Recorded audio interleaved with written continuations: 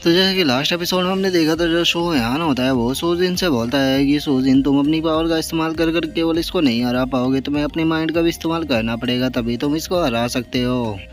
और शो यान की अभी तरह बोलते के साथ ही हम देखते हैं कि वो जो बीस्ट होता है वो सीधे शूजिन के ऊपर अटैक करने के लिए आता है, लेकिन जो शूजिनो होता है वो पहले तो अपनी स्पीड का इस्तेमाल कर कर उसके अटैक से बचता है और अब उसके पीछे आकर अपने दोनों जो नाइफ होते हैं उसे उसकी खाल के अंदर घुसा देता है। लेकिन उस जो बीस्ट की जो खाल होती है वो काफ़ी ज़्यादा मोटी होती है, जिस कारण उसके दोनों नाइफ से भी उस बीस्ट को कोई भी फर्क नहीं पड़ता। जो देखकर अब जो सूजिन होता है वो भी थोड़ा परेशान होने लगता है और उसे भी समझ में नहीं आता कि वो यहाँ पर क्या करे। जो देखकर अब जो शूयान होता है वो सूजिन से बोलता है कि सूजिन तुम इसकी उस जगह पर अटैक कर रहे हो जहाँ पर ये इसकी जो खाल है वो बहुत ज़्यादा मोटी है, तुम्हें उस जगह पर अटैक करना चाहिए जहाँ पर ये इसके अंग सबसे ज़्यादा नाजुक है। जो सुनकर अब जो सूजिनो होता है वो भी मुस्कुराने लगता है और वो मुस्कुराते हुए बोलता है कि ठीक है पैराट्रीज, मैं इस चीज़ को ट्राई करता हूँ। और इतना बोलते के साथ ही अब वो सीधे उस बीस्ट के ऊपर अटैक करने के लिए जाने लगता है। और हम देखते हैं कि जो सूजियान होता है वो जंप कर कर काफ़ी ज़्यादा ऊपर आ जाता है और काफ़ी ऊपर आने के बाद वो उस डेमोनिक बीस्ट को देखते हुए बोलता है कि ठीक है तो पहले इसके हाथों से शुरुआत करते हैं। और इतना बोलकर जो सूजिनो होता है वो अपने नाइफ से सीधे उस बीस्ट के हाथों के ऊपर अटैक को कर देता है।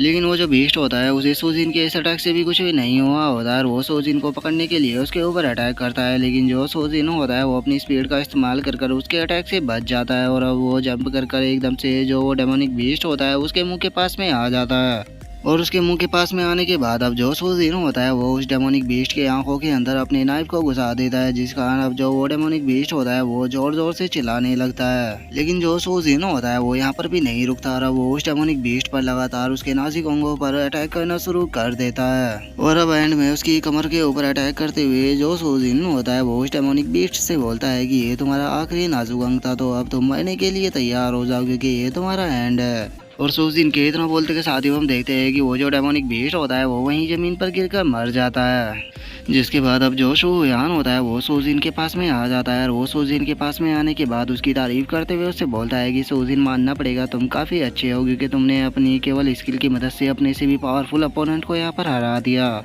जो सुनकर जो सूजिन होता है वो शोहयान से बोलता है कि मास्टर ये सब कुछ आपके कारण ही हो पाया है, अगर आपने मुझे फाइट के दौरान पॉइंट आउट नहीं किया होता तो मुझे नहीं लगता कि मैं इस डेमोनिक बीस्ट को इतनी आसानी से हरा पाता। और अब बार बार खुद को मास्टर कहता हुआ देखकर जो शोहयान होता है वो सूजिन से बोलता है कि देखो मैं अब तुम्हारा मास्टर नहीं रहा हूँ, तो इसीलिए तुम्हें मुझे इस तरह से बार बार मास्टर बोलने की ज़रूरत नहीं है, तुम मुझे यहाँ पर ब्रदर बोल सकते हो। और उसके इतना बोलते के साथ ही हम देखते हैं कि वहाँ पर जितने भी लोग होते हैं वे सभी वहाँ पर आने लगते हैं और वे वहाँ पर आते हुए बोलते हैं कि आगे तुम यहाँ पर क्या करने की कोशिश कर रहे हो, इस 4th ग्रेड के मॉन्स्टर को यहाँ पर हमने मारा था, तो फिर तुम्हारी हिम्मत कैसे हुई इसे आकर अपना बनाने की। जो सुनकर अब जो शोनिंग होती है वो गुस्से में उन लोगों के ऊपर चिल्लाते हुए उन लोगों से बोलती है कि सच में तुम कितने बड़े बेशर्म हो, अगर हमने यहाँ पर आकर इस डेमोनिक बीस्ट को नहीं मारा होता तो तुम में से कोई भी यहाँ पर चिंता नहीं बचता, लेकिन तुम्हें देखो शुक्रिया अदा करने की जगह तुम इसे कब जाने की सोच रहे हो। जो सुनकर अब जो वे बंदे होते हैं वे गुस्से में शोनिंग की तरफ देखते हुए उससे बोलते हैं कि लड़की क्या तुम हमारे साथ में यहाँ पर मजाक कर रही हो, इस डेमोनिक अंदर बीस्ट के अंदर इतनी हिम्मत ही नहीं बची थी कि वो यहाँ पर हमें मार पाता क्योंकि हमने उसे बुरी तरह से इंजर्ड कर दिया था।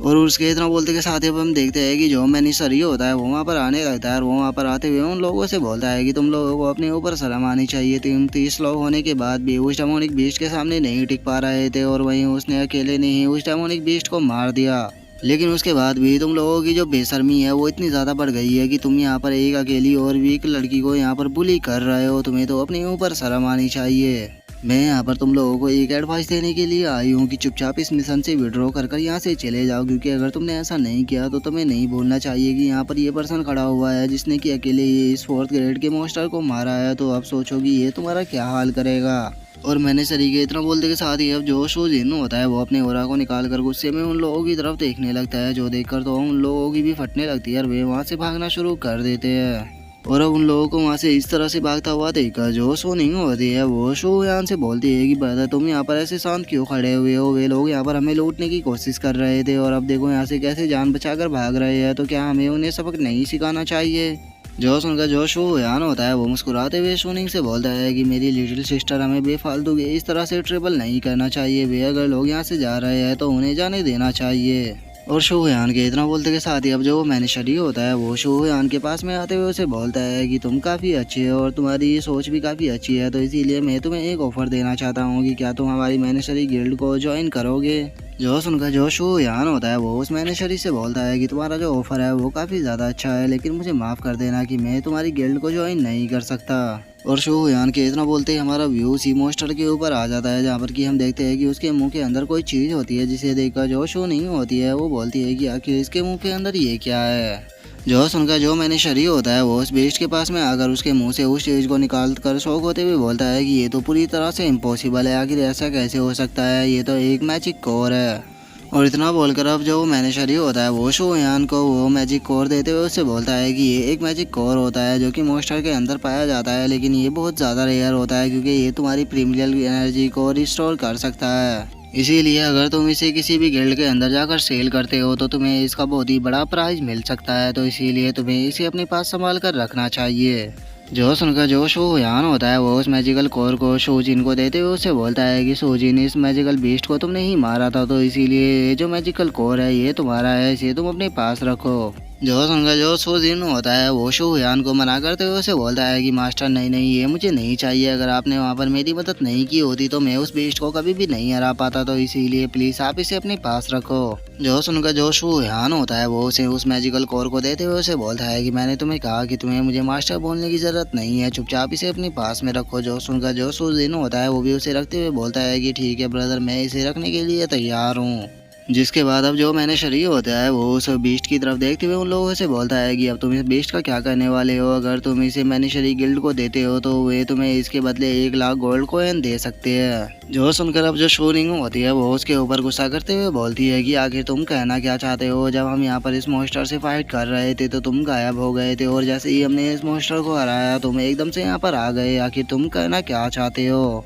और शोनिंग की इस बात को सुनकर वो जो मैनेजर ही होता है वो हंसते हुए शोनिंग से बोलता है कि तुम मुझे गलत समझ रही हो, मैं मैनेजरी गिल्ड का एक मेंबर हूँ, तो इसीलिए मैं यहाँ पर तुम लोगों के पास में इसीलिए आया हूँ क्योंकि तुमने मिशन को कंप्लीट कर दिया, तो इसीलिए मैं तुम्हें यहाँ पर गाइड करूँगा ताकि तुम गिल्ड तक जा सको और तुम्हें तुम्हारे कॉइन मिल सके। जो सुनकर अब जो शोयान होता है वो शोनिंग के सर के ऊपर हाथ फेरते हुए उसे बोलता है कि शोनिंग, हमें पैसे की काफ़ी ज़रूरत है और 1 लाख गोल्ड कॉइन हमारे लिए काफ़ी होने वाले हैं, तो इसीलिए हमें इस ऑफर को मना नहीं करना चाहिए। और शोयान की अब इस बात को सुनकर वो जो मैनेजर ही होता है वो फुल जोश में आते हुए शोयान से बोलता है कि तुमने एक बहुत अच्छा डिसीजन लिया है, तो इसीलिए अब तुम लोगों को टेंशन लेने की कोई भी ज़रूरत नहीं है। मैं तुम लोगों को यकीन दिलाता हूँ कि मैं तुम्हें इस मैजिकल बीस्ट के बदले बहुत ही अच्छा प्राइज़ दिलाऊंगा। और उसके इतना बोलते के साथ ही अब हमारा जो व्यू होता है वो मैनेजरी गिल्ड के ऊपर आ जाता है, जहाँ पर कि हम देखते हैं कि एक पर्सन बैठा हुआ होता है और वो मैनेजरी को देखते हुए उसे बोलता है कि जरा देखो तो जो मैनेजरी गिल्ड का फॉर्मर मैनेजर है वो यहाँ पर आ गया और वो अपने साथ में यहाँ पर कुछ फ्रेंड को भी लेकर आया है। जो सुनकर अब जो मैनेजरी होता है वो गुस्से में अपने हाथ को उस टेबल के ऊपर मारते हुए उसे बोलता है कि गिल्ड के ऊपर जो भी टेबल था वो अब ख़त्म हो चुका है, तो इसीलिए मैं इसका कोई छोटा मोटा प्राइज़ नहीं लूँगा। और उसकी इस तरह की बातों को सुनकर हम देखते हैं कि वे जो तीनों होते हैं वो अजीब सा फेस बनाकर उसकी तरफ ही देख रहे होते हैं। और अब इसी के साथ में जो हमारा आज का एपिसोड है वो यहीं पे कंप्लीट हो जाता है, तो नेक्स्ट एपिसोड में देखें कि आगे क्या होता है। अगर आप लोगों को वीडियो अच्छी लगी हो तो लाइक करना, चैनल को सब्सक्राइब करना। मैं मिलता हूँ नेक्स्ट एपिसोड में, तब तक के लिए बाय बाय गाइस।